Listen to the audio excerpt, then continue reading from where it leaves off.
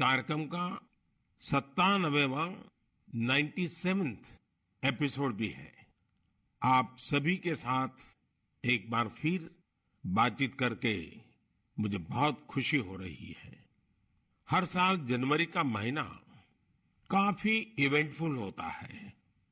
इस महीने 14 जनवरी के आसपास उत्तर से दक्षिण तक और पूरब से पश्चिम तक देश भर में त्योहारों की रौनक होती है। इसके बाद देश अपने गणतंत्र उत्सव भी मनाता है।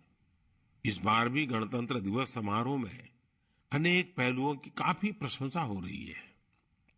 जैसलमेर से पुलकित ने मुझे लिखा है कि 26 जनवरी की परेड के दौरान कर्तव्य पथ का निर्माण करने वाले श्रमिकों को देखकर बहुत अच्छा लगा। कानपुर से जया ने लिखा है कि उन्हें परेड में शामिल झांकियों में भारतीय संस्कृति के विभिन्न पहलुओं को देखकर आनंद आया। इस परेड में पहली बार हिस्सा लेने वाली विमेन कैमल राइडर्स और सीआरपीएफ की महिला टुकड़ी भी काफी सराहना हो रही है।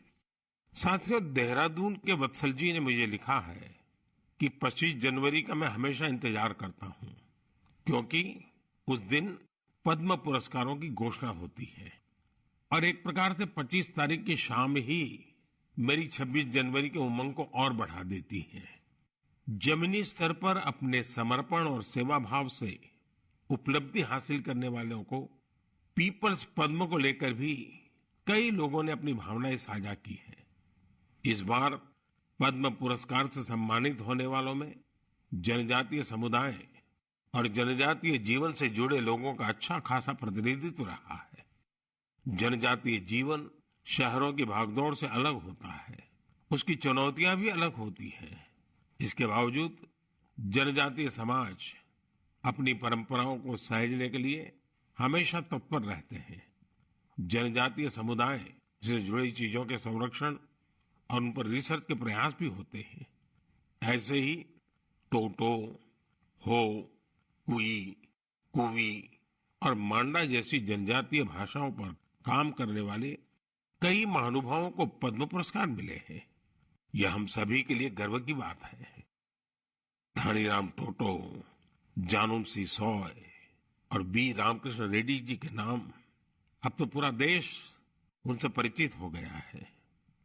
सिद्दी, जारवा और ओंगे जैसे आदि जनजाति के साथ काम करने वाले लोगों को भी इस बार सम्मानित किया गया है। जैसे हीराबाई लोबी, रतन चंद्र कार और ईश्वर चंद्र वर्मा जी। जनजातीय समुदाय हमारी धरती, हमारी विरासत का अभिन्न हिस्सा रहे हैं। देश और समाज के विकास में उनका योगदान बहुत महत्वपूर्ण है। उनके लिए काम करने वाले व्यक्तित्वों का सम्मान नई पीढ़ी को भी प्रेरित करेगा। इस वर्ष पद्म पुरस्कारों की गूंज उन इलाकों में भी सुनाई दे रही है जो नक्सल प्रभावित हुआ करते थे। अपने प्रयासों से नक्सल प्रभावित क्षेत्रों में गुमराह युवकों को सही राह दिखाने वालों को पद्म पुरस्कारों से सम्मानित किया गया है। इसके लिए कांकेर में लकड़ी पर नक्काशी करने वाले अजय कुमार मंडावी और गढ़चिरौली के प्रसिद्ध झाड़ीपट्टी रंगभूमि से जुड़े परशुराम कोमाजी खुणे को भी ये सम्मान मिला है। इसी प्रकार नॉर्थ ईस्ट में अपनी संस्कृति के संरक्षण में जुटे राम कुई बांगवे न्यूमे, विक्रम बहादुर जमातिया और कर्मा वांगचू को भी सम्मानित किया गया है। साथियों, इस बार पद्म पुरस्कार से सम्मानित होने वालों में कई ऐसे लोग शामिल हैं जिन्होंने संगीत की दुनिया को समृद्ध किया है। कौन होगा जिसको संगीत पसंद ना हो? हर किसी की संगीत की पसंद अलग अलग हो सकती है, लेकिन संगीत हर किसी के जीवन का हिस्सा होता है। इस बार पद्म पुरस्कार पाने वालों में वो लोग हैं जो संतूर, बमहुम, द्वितारा जैसे हमारे पारंपरिक वाद्य यंत्र की धुन बिखेरने में महारत रखते हैं। गुलाम मोहम्मद जाज, मोआ सुपाऊ, सिंहबोर कुरकालाऊ, मुनि वेंकटप्पा और मंगल कांति राय, ऐसे कितने ही नाम हैं जिनकी चारों तरफ चर्चा हो रही है। साथियों, पद्म पुरस्कार पाने वाले अनेक लोग हमारे बीच के वो साथी हैं जिन्होंने हमेशा देश को सर्वोपरि रखा, राष्ट्र प्रथम के सिद्धांत के लिए अपना जीवन समर्पित कर दिया। वो सेवा भाव से अपने काम में लगे रहे और इसके लिए उन्हें कभी किसी पुरस्कार की आशा नहीं की। वो जिनके लिए काम कर रहे हैं, उनके चेहरे का संतोष ही उनके लिए सबसे बड़ा अवार्ड है। ऐसे समर्पित लोगों को सम्मानित करके हम देशवासियों का गौरव बढ़ा है। मैं सभी पद्म पुरस्कार विजेताओं के नाम भले ही यहां नहीं ले पाऊं, लेकिन आपसे मेरा आग्रह जरूर है कि आप पद्म पुरस्कार पाने वाले इन महानुभावों के प्रेरक जीवन के विषय में विस्तार से जानें और औरों को भी बताएं। साथियों, आज जब हम आजादी के अमृत महोत्सव के दौरान गणतंत्र दिवस की चर्चा कर रहे हैं, तो मैं यहाँ एक दिलचस्प किताब का भी जिक्र करूंगा। कुछ हफ्ते पहले ही मुझे मिली इस बुक में एक बहुत ही इंटरेस्टिंग सब्जेक्ट पर चर्चा की गई है। इस बुक का नाम India the mother of democracy है और इसमें कई बेहतरीन एसेज है। भारत दुनिया का सबसे बड़ा लोकतंत्र है और हम भारतीयों को इस बात का गर्व भी है कि हमारा देश मदर ऑफ डेमोक्रेसी भी है। लोकतंत्र हमारी रगों में है, हमारी संस्कृति में है। सदियों से यह हमारे कामकाज का भी एक अभिन्न हिस्सा रहा है। स्वभाव से हम एक डेमोक्रेटिक सोसाइटी है। डॉक्टर अंबेडकर ने बौद्ध भिक्षु संघ की तुलना भारतीय संसद से की थी। उन्होंने उसे एक ऐसी संस्था बताया था जहां मोशंस, रिजोल्यूशंस, कोरम, वोटिंग और वोटों की गिनती के लिए कई नियम थे। बाबा साहब का मानना था कि भगवान बुद्ध को इसकी प्रेरणा उस समय की राजनीतिक व्यवस्थाओं से मिली होगी। तमिलनाडु में एक छोटा लेकिन चर्चित गांव है उतिर मेरूर। यहाँ 1100-1200 साल पहले का एक शिलालेख दुनिया भर को अचंभित करता है। यह शिलालेख एक मिनी कॉन्स्टिट्यूशन की तरह है। इसमें विस्तार से बताया गया है कि ग्राम सभा का संचालन कैसे होना चाहिए और उसके सदस्यों के चयन की प्रक्रिया क्या हो। हमारे देश के इतिहास में डेमोक्रेटिक वैल्यूज का एक और उदाहरण है 12वीं सदी के भगवान बसवेश्वर का अनुभव मंडपम। यहाँ फ्री डिबेट और डिस्कशन को प्रोत्साहन दिया जाता था। आपको ये जानकर हैरानी होगी कि यह माग्ना कार्टा से भी पहले की बात है। वारंगल के काकीय वंश के राजाओं की गणतांत्रिक परंपराएं भी बहुत प्रसिद्ध थी। भक्ति आंदोलन ने पश्चिमी भारत में लोकतंत्र की संस्कृति को आगे बढ़ाया। बुक में सिख पंथ की लोकतांत्रिक भावना पर भी एक लेख को शामिल किया गया है, जो गुरु नानक देव जी के सर्वसम्मति से लिए गए निर्णयों पर प्रकाश डालता है। मध्य भारत की उरांव और मुंडा जनजातियों में कम्युनिटी ड्रिवन और कॉन्सेंसस ड्रिवन डिसीजन पर भी इस किताब में अच्छी जानकारी है। आप इस किताब को पढ़ने के बाद महसूस करेंगे कि कैसे देश के हर हिस्से में सदियों से लोकतंत्र की भावना प्रवाहित होती रही है। मदर ऑफ डेमोक्रेसी के रूप में हमें निरंतर इस विषय का गहन चिंतन भी करना चाहिए, चर्चा भी करना चाहिए और दुनिया को अवगत भी कराना चाहिए। इससे देश में लोकतंत्र की भावना और प्रगाढ़ होगी। मेरे प्यारे देशवासियों, अगर मैं आपसे पूछूं कि योग दिवस और हमारे विभिन्न तरह के मोटे अनाजों मिलेट्स में क्या कॉमन है, तो आप सोचेंगे ये भी क्या तुलना हुई। अगर मैं आपसे कहूं कि दोनों में काफी कुछ कॉमन है तो आप हैरान हो जाएंगे। दरअसल संयुक्त राष्ट्र ने इंटरनेशनल योगा डे और इंटरनेशनल ईयर ऑफ मिलेट्स दोनों का ही निर्णय भारत के प्रस्ताव के बाद लिया है। दूसरी बात ये कि योग भी स्वास्थ्य से जुड़ा है और मिलेट्स भी सेहत में महत्वपूर्ण भूमिका निभाता है। तीसरी बात और महत्वपूर्ण है, दोनों ही अभियानों में जन भागीदारी की वजह से क्रांति आ रही है। जिस तरह लोगों ने व्यापक स्तर पर सक्रिय भागीदारी करके योग और फिटनेस को अपने जीवन का हिस्सा बनाया है, उसी तरह मिलेट्स को भी लोग बड़े पैमाने पर अपना रहे हैं। लोग अब मिलेट्स को अपने खान-पान का हिस्सा बना रहे हैं। इस बदलाव का बहुत बड़ा प्रभाव भी दिख रहा है। इससे एक तरफ वो छोटे किसान बहुत उत्साहित हैं जो पारंपरिक रूप से मिलेट्स का उत्पादन करते थे। वो इस बात से बहुत खुश है कि दुनिया अब मिलेट्स का महत्व समझने लगी है। दूसरी तरफ एफपीओ और एंटरप्रेन्योर्स ने मिलेट्स को बाजार तक पहुंचाने और उसे लोगों तक उपलब्ध कराने के प्रयास शुरू कर दिए हैं। आंध्र प्रदेश के नांदयाल जिले के रहने वाले केवी रामा सुब्बा रेड्डी जी ने मिलेट्स के लिए अच्छी खासी सैलरी वाली नौकरी छोड़ दी। माँ के हाथों से बने मिलेट्स के पकवानों का स्वाद कुछ ऐसा रचा बसा था कि इन्होंने अपने गांव में बाजरे की प्रोसेसिंग यूनिट ही शुरू कर दी। सुब्बा रेड्डी जी लोगों को बाजरे के फायदे भी बताते हैं और उसे आसानी से उपलब्ध भी कराते हैं।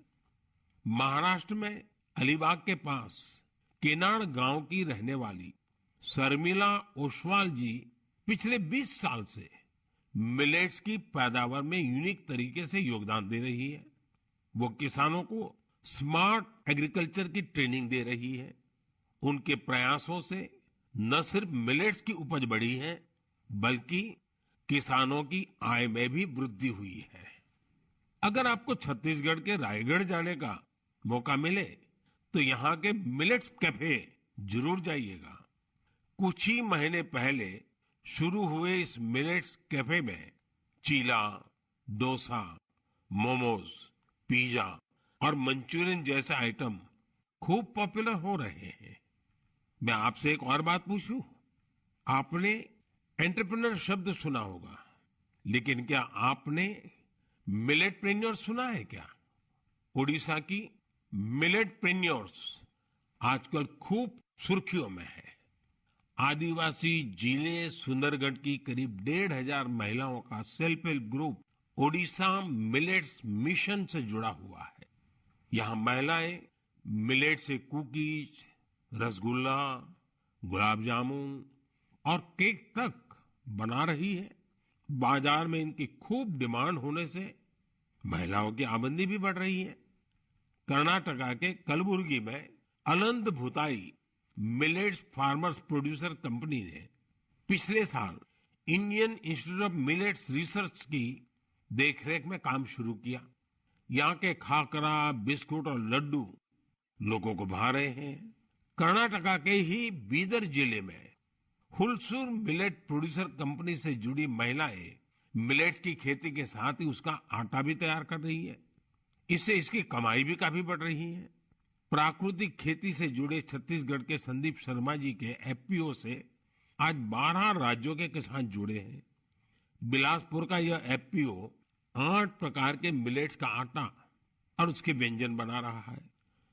साथियों, आज हिंदुस्तान के कोने कोने में G20 की समिट्स लगातार चल रही है और मुझे खुशी है कि देश के हर कोने में जहां भी G20 की समिट हो रही है, मिलेट से बने पौष्टिक और स्वादिष्ट व्यंजन उसमें शामिल होते हैं। यहाँ बाजार से बनी खिचड़ी, पोहा, खीर और रोटी के साथ ही रागी से बने पायसम, पूड़ी और डोसा जैसे व्यंजन भी परोसे जाते हैं। G20 के सभी वेन्यूज पर मिलेट एग्जीबिशन में मिलेट से बनी हेल्थ ड्रिंक, सीरियल्स और नूडल्स को शोकेस किया गया। दुनिया भर में इंडियन मिशंस भी इनकी लोकप्रियता बढ़ाने के लिए भरपूर प्रयास कर रहे हैं। आप कल्पना कर सकते हैं कि देश का ये प्रयास और दुनिया में बढ़ने वाली मिलेट्स की डिमांड हमारे छोटे किसानों को कितनी ताकत देने वाली है।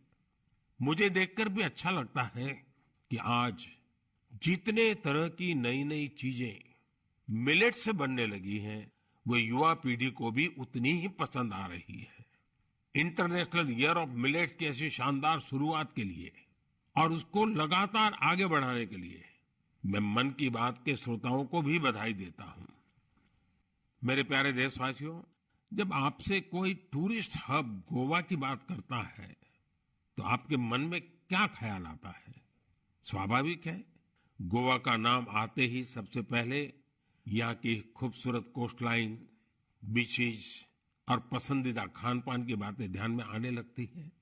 लेकिन गोवा में इस महीने कुछ ऐसा हुआ जो बहुत सुर्खियों में है। आज मन की बात में मैं इसे आप सबके साथ साझा करना चाहता हूं। गोवा में हुआ ये इवेंट है पर्पल फेस्ट। इस फेस्ट को 6 से 8 जनवरी तक पणजी में आयोजित किया गया। दिव्यांग जनों के कल्याण को लेकर यह अपने आप में एक अनूठा प्रयास था। पर्पल फेस्ट कितना बड़ा मौका था, इसका अंदाजा आप सभी इस बात से लगा सकते हैं कि 50,000 से भी ज्यादा हमारे भाई बहन इसमें शामिल हुए। यहाँ आए लोग इस बात को लेकर रोमांचित थे कि वो अब मिरामार बीच घूमने का भरपूर आनंद उठा सकते हैं।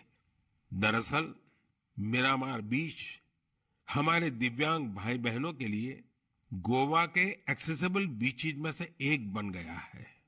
यहाँ पर cricket tournament, table tennis tournament, marathon competition के साथ ही एक डीप ब्लाइंड कन्वेंशन भी आयोजित किया गया। यहाँ यूनिक बर्ड वॉचिंग प्रोग्राम के अलावा एक फिल्म भी दिखाई गई। इसके लिए विशेष इंतजाम किए गए थे ताकि हमारे सभी दिव्यांग भाई बहन और बच्चे इसका पूरा आनंद ले सके। पर्पल फेस्ट की एक खास बात, इसमें देश के प्राइवेट सेक्टर की भागीदारी भी रही। उनकी ओर से ऐसे प्रोडक्ट्स को शोकेस किया गया जो दिव्यांग फ्रेंडली है। इस फेस्ट में दिव्यांग कल्याण के प्रति जागरूकता बढ़ाने के अनेक प्रयास देखे गए। पर्पल फेस्ट को सफल बनाने के लिए मैं इसमें हिस्सा लेने वाले सभी लोगों को बधाई देता हूं। इसके साथ ही उन वॉलंटियर्स का भी अभिनंदन करता हूं जिन्होंने इसे ऑर्गेनाइज करने के लिए रात दिन एक कर दिए। मुझे पूरा विश्वास है कि एक्सेसिबल इंडिया के हमारे विजन को साकार करने में इस प्रकार के अभियान बहुत ही कारगर साबित होंगे। मेरे प्यारे देशवासियों, अब मन की बात में मैं एक ऐसे विषय पर बात करूंगा जिसमें आपको आनंद भी आएगा, गर्व भी होगा और मन कह उठेगा, वाह भाई वाह, दिल खुश हो गया। देश के सबसे पुराने साइंस इंस्टीट्यूशंस में से एक बेंगलुरु का इंडियन इंस्टीट्यूट ऑफ साइंस यानी IISc एक शानदार मिसाल पेश कर रहा है। मन की बात में मैं पहले इसकी चर्चा कर चुका हूं कि कैसे इस संस्थान की स्थापना के पीछे भारत की दो महान विभूतियां जमशेदजी टाटा और स्वामी विवेकानंद की प्रेरणा रही है। तो आपको और मुझे आनंद और गर्व दिलाने वाली बात यह है कि साल 2022 में इस संस्थान के नाम कुल 145 पेटेंट्स रहे हैं। इसका मतलब है हर 5 दिन में 2 पेटेंट्स। ये रिकॉर्ड अपने आप में अद्भुत है। इस सफलता के लिए मैं IISc की टीम को भी बधाई देना चाहता हूं। साथियों, आज पेटेंट फाइलिंग में भारत की रैंकिंग 7वीं और ट्रेडमार्क्स में 5वीं है। सिर्फ पेटेंट्स की बात करें तो पिछले 5 वर्षों में इसमें करीब 50% की वृद्धि हुई है। ग्लोबल इनोवेशन इंडेक्स में भी भारत की रैंकिंग में जबरदस्त सुधार हुआ है और अब वो 40वें पर आ पहुंची है, जबकि 2015 में भारत ग्लोबल इनोवेशन इंडेक्स में 80 नंबर के भी पीछे था। एक और दिलचस्प बात मैं आपको बताना चाहता हूं। भारत में पिछले 11 वर्षों में पहली बार डोमेस्टिक पेटेंट फाइलिंग की संख्या फॉरेन फाइलिंग से अधिक देखी गई है। ये भारत के बढ़ते हुए वैज्ञानिक सामर्थ्य को भी दिखाता है। साथियों, हम सभी जानते हैं कि 21वीं सदी की ग्लोबल इकोनॉमी में नॉलेज ही सर्वोपरि है। मुझे विश्वास है कि भारत के टेकेड का सपना हमारे इनोवेटर्स और उनके पेटेंट्स के दम पर जरूर पूरा होगा। इससे हम सभी अपने ही देश में तैयार वर्ल्ड क्लास टेक्नोलॉजी और प्रोडक्ट का भरपूर लाभ ले सकेंगे। मेरे प्यारे देशवासियों, नमो ऐप पर मैंने तेलंगाना के इंजीनियर विजय जी की एक पोस्ट देखी। इसमें विजय जी ने ई वेस्ट के बारे में लिखा है। विजय जी का आग्रह है कि मैं मन की बात में इस पर चर्चा करूं।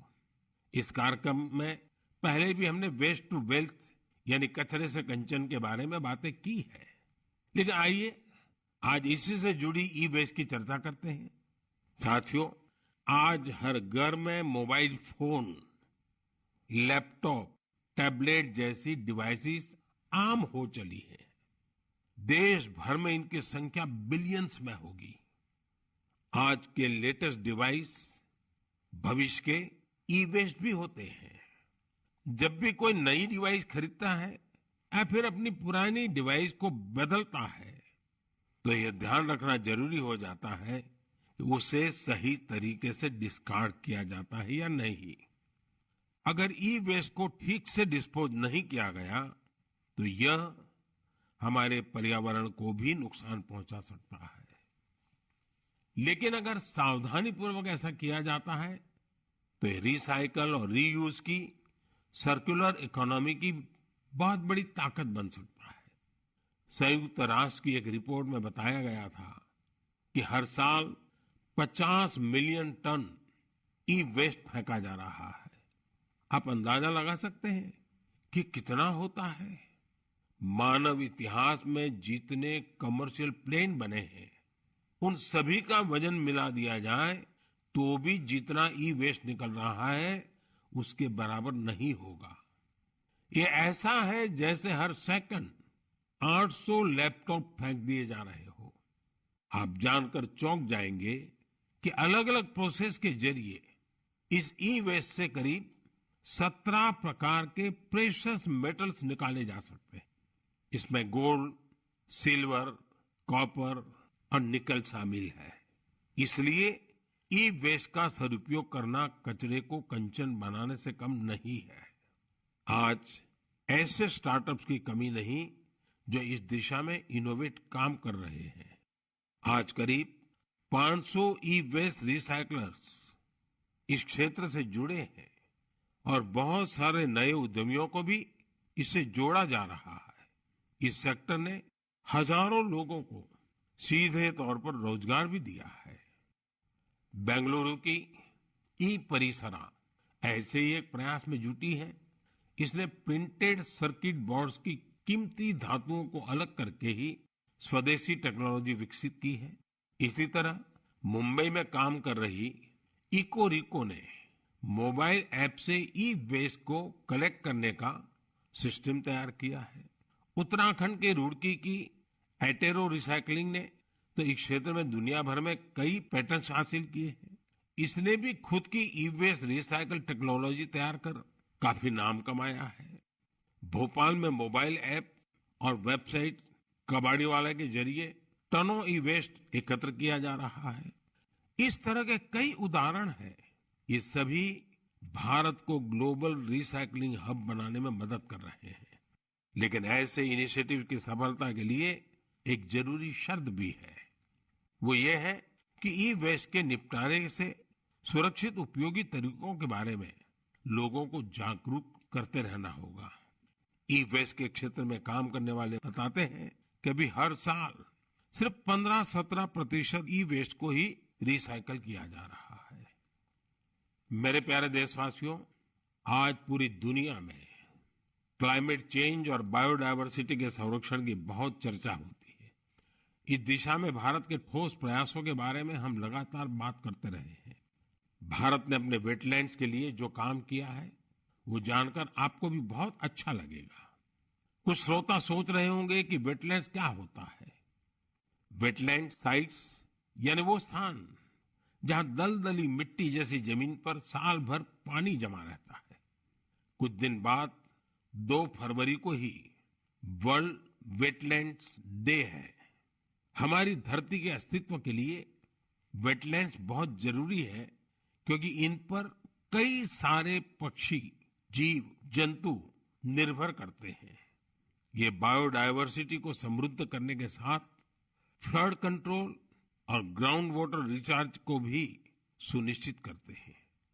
आप में से बहुत लोग जानते होंगे, रामसर साइट्स ऐसे वेटलैंड्स होते हैं जो इंटरनेशनल इंपॉर्टेंस के हैं। वेटलैंड्स भले ही किसी देश में हो, लेकिन उन्हें अनेक मापदंडों को पूरा करना होता है, तब जाकर उन्हें रामसर साइट्स घोषित किया जाता है। रामसर साइट्स में 20,000 या उससे अधिक वाटर बर्ड्स होने चाहिए। स्थानीय मछली की प्रजातियों का बड़ी संख्या में होना जरूरी है। आजादी के 75 साल पर अमृत महोत्सव के दौरान रामसर साइट से जुड़ी एक अच्छी जानकारी भी मैं आपके साथ शेयर करना चाहता हूं। हमारे देश में अब रामसर साइट्स की कुल संख्या 75 हो गई है, जबकि 2014 के पहले देश में सिर्फ 26 रामसर साइट्स थी। इसके लिए स्थानीय समुदाय बधाई के पात्र हैं, जिन्होंने इस बायोडायवर्सिटी को संजो कर रखा है। यह प्रकृति के साथ सद्भाव पूर्वक रहने की हमारी सदियों पुरानी संस्कृति और परंपरा का भी सम्मान है। भारत के ये वेटलैंड्स हमारी प्राकृतिक सामर्थ्य का भी उदाहरण है। ओडिशा की चिल्का झील को 40 से अधिक वाटर बर्ड स्पीशीज को आश्रय देने के लिए जाना जाता है। कैबुल लमजाम लोकटाक को स्वैम्प डियर का एकमात्र नेचुरल हैबिटेट माना जाता है। तमिलनाडु के वेर्थांगल को 2022 में रामसर साइट घोषित किया गया। यहाँ की बर्ड पॉपुलेशन को संरक्षित करने का पूरा श्रेय आसपास के किसानों को जाता है। कश्मीर में पंजाथ नाग समुदाय एनुअल फ्रूट ब्लॉसम फेस्टिवल के दौरान एक दिन को विशेष तौर पर गांव के झरने की साफ सफाई में लगाता है। वर्ल्ड्स रामसर साइट में अधिकतर यूनिक कल्चरल हेरिटेज भी है। मणिपुर का लोकटाक और पवित्र झील रेणुका से वहां की संस्कृतियों का गहरा जुड़ाव रहा है। इसी प्रकार संभार का नाता मां दुर्गा के अवतार शाकंभरी देवी से भी है। भारत में वेटलैंड्स का ये विस्तार उन लोगों की वजह से संभव हो पा रहा है जो रामसर साइट्स के आसपास रहते हैं। मैं ऐसे सभी लोगों की बहुत सराहना करता हूं। मन की बात के श्रोताओं की तरफ से उन्हें शुभकामनाएं देता हूं। मेरे प्यारे देशवासियों, इस बार हमारे देश में, खासकर उत्तर भारत में खूब कड़ाके की सर्दी पड़ी। इस सर्दी में लोगों ने पहाड़ों पर बर्फबारी का मजा भी खूब लिया। जम्मू कश्मीर से कुछ ऐसी तस्वीरें आई जिन्होंने पूरे देश का मन मोह लिया। सोशल मीडिया पर तो पूरी दुनिया के लोग इन तस्वीरों को पसंद कर रहे हैं। बर्फबारी की वजह से हमारी कश्मीर घाटी हर साल की तरह इस बार भी बहुत खूबसूरत हो गई है। बनिहाल से बड़गाम जाने वाली ट्रेन की वीडियो को भी लोग खासकर पसंद कर रहे हैं। खूबसूरत बर्फबारी, चारों ओर सफेद चादर सी बर्फ। लोग कह रहे हैं कि ये दृश्य परिलोक की कथाओं सा लग रहा है। कई लोग कह रहे हैं कि ये किसी विदेश की नहीं, बल्कि अपने ही देश में कश्मीर की तस्वीरें हैं। एक सोशल मीडिया यूजर ने लिखा है कि स्वर्ग इससे ज्यादा खूबसूरत और क्या होगा। ये बात बिल्कुल सही है। तभी तो कश्मीर को धरती का स्वर्ग कहा जाता है। आप भी इन तस्वीरों को देखकर कश्मीर के शहर जाने का जरूर सोच रहे होंगे। मैं चाहूंगा आप खुद भी जाइए और अपने साथियों को भी ले जाइए। कश्मीर में बर्फ से ढके पहाड़, प्राकृतिक सौंदर्य के साथ साथ और भी बहुत कुछ देखने जानने के लिए है। जैसे कि कश्मीर के सैयदाबाद में विंटर गेम्स आयोजित किए गए। इन गेम की थीम थी स्नो क्रिकेट। आप सोच रहे होंगे कि स्नो क्रिकेट तो ज्यादा ही रोमांचक खेल होगा। आप बिल्कुल सही सोच रहे हैं। कश्मीरी युवा बर्फ के बीच क्रिकेट को और भी अद्भुत बना देते हैं। इसके जरिए कश्मीर में ऐसे युवा खिलाड़ियों की तलाश भी होती है जो आगे चलकर टीम इंडिया के तौर पर खेलेंगे। ये भी एक तरह से खेलो इंडिया मूवमेंट का ही विस्तार है। कश्मीर में युवाओं में खेलों को लेकर बहुत उत्साह बढ़ रहा है। आने वाले समय में इनमें से कई युवा देश के लिए मेडल जीतेंगे, तिरंगा लहराएंगे। मेरा आपको सुझाव होगा कि अगली बार जब आप कश्मीर की यात्रा प्लान करें तो इन तरह के आयोजनों को देखने के लिए भी समय निकालें।